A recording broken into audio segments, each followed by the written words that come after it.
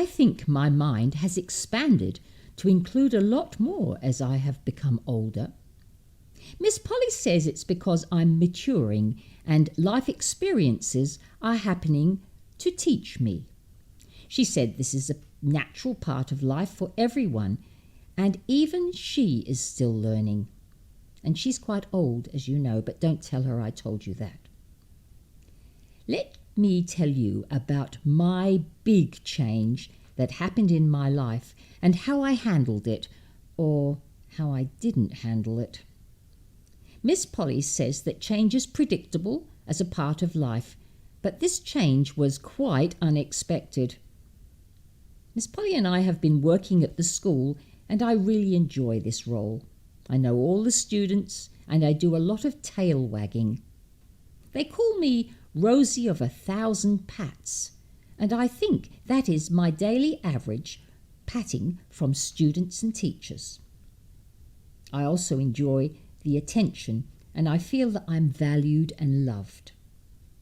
After school is over for the day, Miss Polly and I come home to the farm, which is a long drive on a rough dirt road. I have my routine chores, chasing crows and making sure all the hens are safely locked away, so that the foxes and the quolls don't worry them. And I also go looking for new rabbit holes. Dinner time comes and Miss Polly brings me my big silver doggy dish with yummy biscuits and a bone for me to chew. A dog's way of cleaning teeth, don't you know? Once the sun sets, I settle down on my large doggy bed and watch the stars until I fall asleep. Such a perfect life and a familiar routine. Until, well, I will tell you about this in detail. It was a winter's day when a car came up the driveway to our house and a neighbour got out, followed by a very big dog, and I'm talking big. This dog had paws the size of boxing gloves, and he was much bigger than me, a bulldozer of a dog. As usual, when new dogs visit, Miss Polly held my collar and we dogs were slowly introduced. This dog was more interested to sniff hello than I was, and besides he was a male dog and a lot older. He sniffed around the garden for a while and rather rudely lifted his leg on Miss Polly's car wheel. That was enough for me to ignore him completely.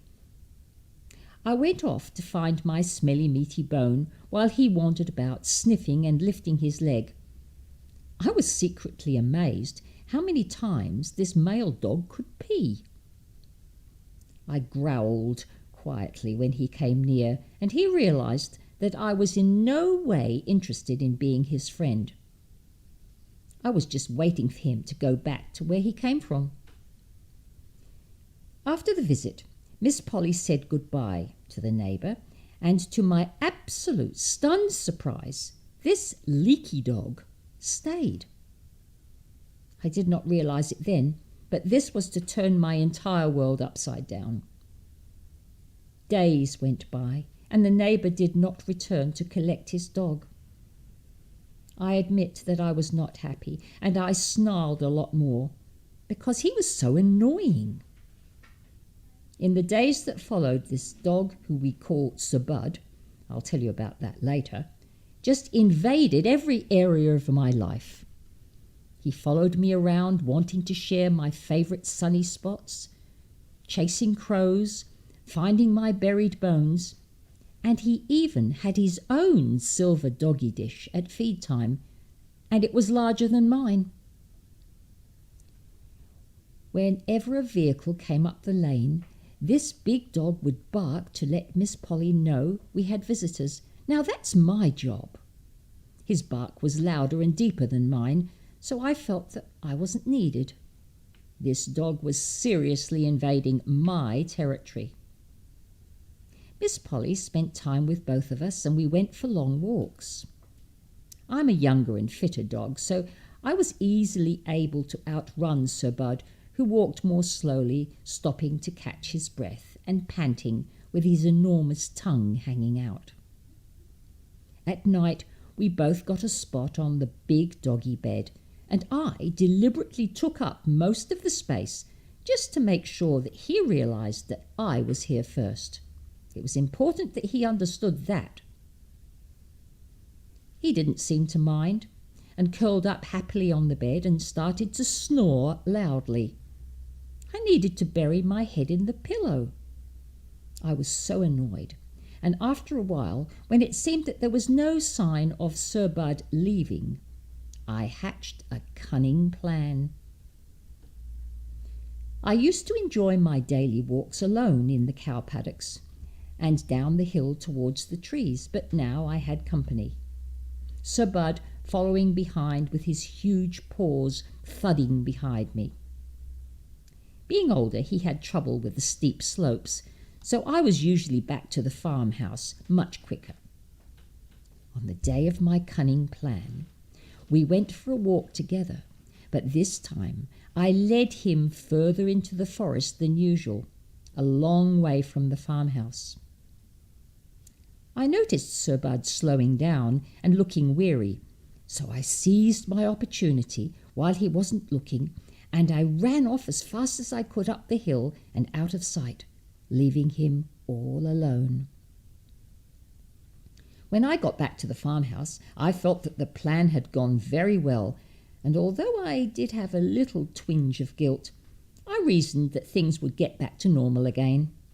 After all, this is my home, and he is the intruder, and who wants an intruder? Night came, and Miss Polly brought out the big silver doggy dishes. And then she realized Sir Bud was missing. She called him many times. "Here, Sir Bud, come on, boy." Sir Bud was too far away to hear, of course, and besides his hearing was not so good, because he's quite old. And he did not return. That night I spread myself out on the doggy bed. I had all to myself again, and I went to sleep feeling very satisfied. Mission accomplished. A chilly wind came up in the west that night, and strangely I missed Sir Bud's warm body. Next morning I woke up and realized that I'd been really mean to Sir Bud, and Miss Polly seemed a bit agitated and worried. She took me for a walk down to the forest area where I had left Sir Bud, but of course there was no sign of him. He must have wandered off and got lost in the night, and even my super-sensitive nose could not track him. I thought about how cold he would have been and hungry too. It's not a good feeling when you're lost and all alone on a strange property. I started to feel guilty and realized I'd done the wrong thing. Miss Polly looked sad, which made me sad too. I tried to cheer her up with my best tricks, like rolling over for belly rubs and offering to shake paws. I even did my running in circles and barking at the wind trick, which always makes her laugh. But she didn't laugh, and I could see she was worried. And strangely, so was I. I even started to hope Sir Bud would walk up the road, and I felt I would be glad to see him. All day I wandered around thinking of Sir Bud, and somehow my special things didn't seem to be special anymore. Night came, and still no sign of Sir Bud. As I ate my dinner from the big silver doggy dish, it somehow did not taste as good as usual, and I could not get the feeling out of my mind that I had caused this situation. I felt bad. I had been unfair. Perhaps Sir Bud had died of hunger, or had been attacked by dingoes. A farm vehicle could have run him down in the middle of the night when he lay exhausted on the road. My mind went into overdrive visiting these dark places in my imagination, while all the time realizing that I was the cause. I truly wished at that moment I could have changed it all. I sat on the doggy bed that night and fell asleep thinking about Sir Bud and feeling sad and lonely. the wind was chilly again, and I slept rolling over the doggy bed, trying to get comfortable. I had a dream that the blanket suddenly became alive and started to wrap me up and keep me warm. I was just feeling comfortable when I heard a noise. It was snoring, and I woke to find Sir Bud snuggled up beside me. Although it was dark, my super-sensitive nose told me it was definitely Sir Bud. He had returned. He was shivering, and I could tell his old limbs were weary and sore. I snuggled up to him to share my warmth with him, and felt his big tail thud against me, showing me that he was pleased to be back. I can tell you that I felt so happy at that moment that I fell asleep with a smile on my face. Do you know what I mean? What was even more joyful was to see Miss Polly when she awoke the next morning to find Sir Bud beside me. She brushed him and fed him extra food, and he licked her hand, his big tail thudding on the doggy bed. It took Sir Bud a few days to recover from his ordeal, and he told me that he had wandered about quite lost and had slept the night in a deserted foxhole. He could not find food or water, as his nose is not as good as it used to be, and he could not find his way home. He became weak, cold, and hungry, and he admitted that he thought this was the end of his doggy life. It was then, he said, that he heard barking in the distance. I wonder, could that have been me barking at the wind? And he slowly headed towards that sound, finally arriving in the dark, very exhausted. In the following days, I tried to be extra nice to Sir Bud, as I was still feeling guilty, but I was truly pleased that he'd returned. Sir Bud didn't seem to think there was a problem and carried on with his usual routine of sniffing and peeing, which, strangely enough, didn't seem to bother me much. He never ever once growled or was angry with me. In fact, as he returned to health, he and I played doggy games and went on adventure walks, not too far this time, of course, and he showed me things that only old dogs know. I got to feel that we'd become friends, and soon, without any effort, he became part of my family. I have to admit now that I was feeling jealous of Sir Bud, and I thought that if I shared my world with him, that somehow I would lose. Do you know what I mean? In actual fact, it worked out to be entirely opposite. I now enjoy a much richer life with Sir Bud. In fact, I'm a happier dog because of it. I now have a friend, and can I say, a brother. Most of all, I now enjoy sharing. I even share Miss Polly with Sir Bud. On school days, I go with Miss Polly and we leave Bud to guard the farmhouse. He's quite happy with his job, and I have my job at school and my special time with Miss Polly. But guess what? I really look forward to coming home each afternoon to see Sir Bud and share my day with him over a big silver doggy dish and a bone.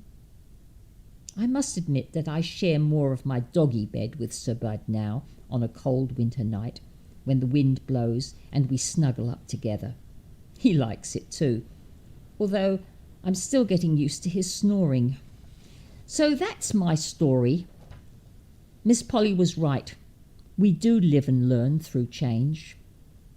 Oh, I forgot to tell you how Sir Bud got his name. Well, it seems that his previous owners called him Spud. I think it was something to do with those big paws that looked like large, dirty potatoes. Miss Polly thought that it was about time for a new name to reflect his senior status, and so she renamed him Sir Bud, which, if you say it quickly, sounds like Sir Bud, doesn't it? So life is not just about me anymore. and I look forward to telling you more about my life with Sir Bud. I know that he has some experiences that will make great listening for us all. So I want to say thank you for listening, and woofs from Rosie and Sir Bud.